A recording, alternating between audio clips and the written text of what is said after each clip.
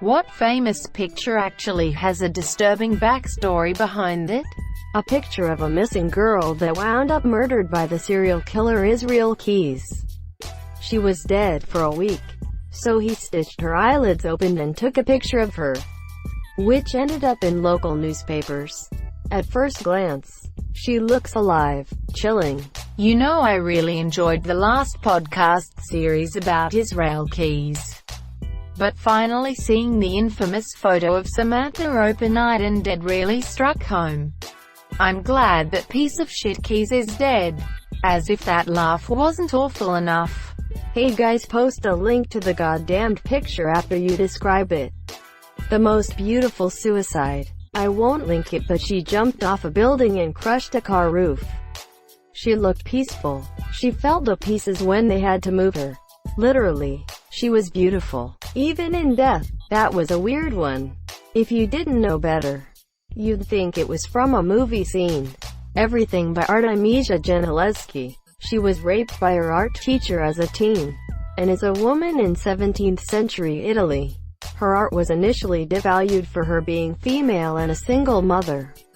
She often made paintings of biblical heroines in positions of power, including several with them murdering men. She's a personal hero, and I got the chance to see a collection of her work for my birthday last year, including Judith slaying Holofernes. Standing in front of that painting, as an assault and abuse survivor, was probably the hardest I'll ever cry in public. The picture of the soldier kissing the nurse at the end of WW2. He didn't know her. He just grabbed her and kissed her, and she didn't want it to happen and tried to get away. That dude celebrated the end of the war with assault. Kids crying. The Vietnamese America had only gone and napalm their village where there was zero enemies, only civilians. That was my first thought, that little girl running.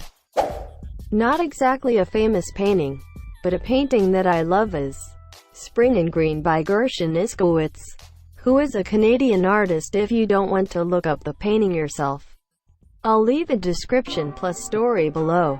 The painting is very large and square. Think Mark Rothko large, and the entire thing is a bright, vivid green color.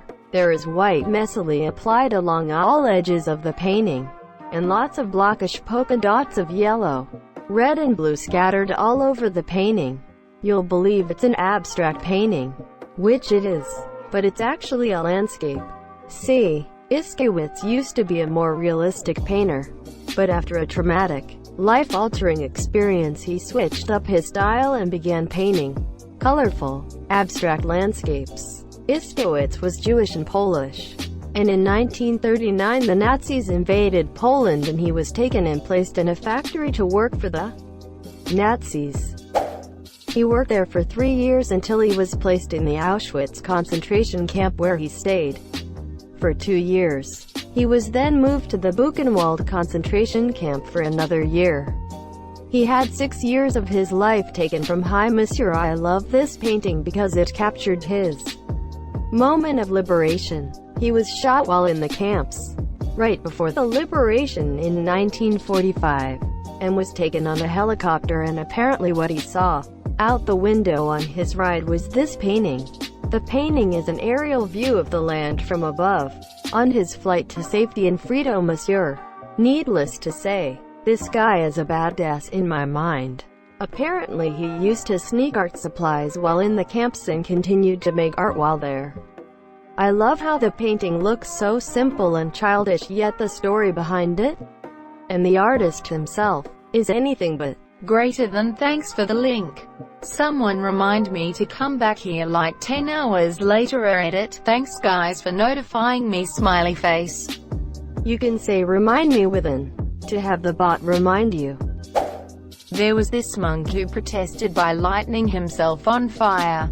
I don't exactly know what he was protesting, but goddamn, it makes a great album cover.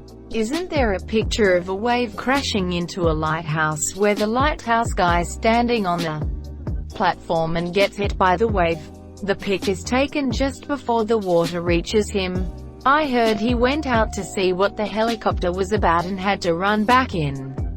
He barely missed the wave hitting high monsieur. Many artists in the time of it, including Picasso and Van Gogh, made some of their greatest work in a drug and alcohol-fueled delirium, monsieur. Same, just that my art is shitty social media posts. For me, it's LBJ getting sworn in. For the record, I am Canadian, but I've always found the Kennedy assassination fascinating.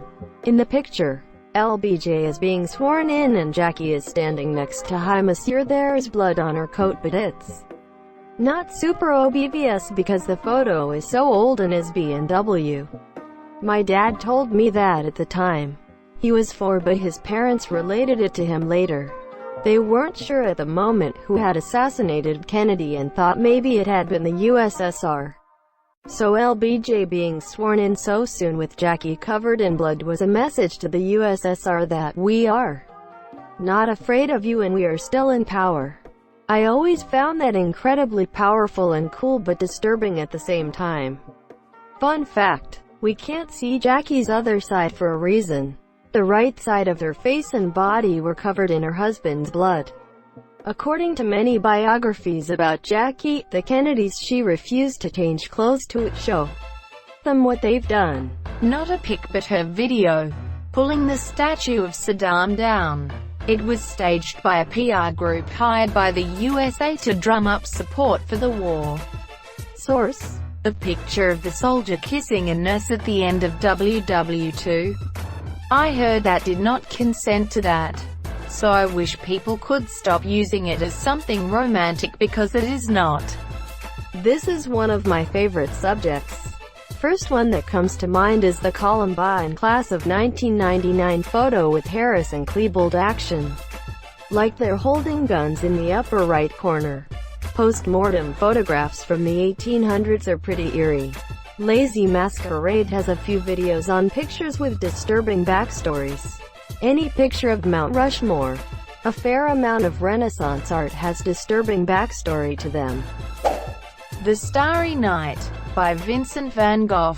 It said he killed himself after that art because no one liked it. The black kid hugging the cop photo. For how often this question gets reposted, I can't say I ever mind it. Nice thing about reposts is it's new to me. Short-term memory loss is great. And there's always a couple new ones sprinkled in, too. Probably going to get buried. Asterisk asterisk the vulture and the little girl asterisk asterisk. Also known as the struggling girl. It was taken in 1993 in Sudan during the height of famine and war. The photo has an emaciated 3-year-old girl crouched on the ground while a vulture stands by and watches. The photographer won a Pulitzer Award in 1994 for the photo.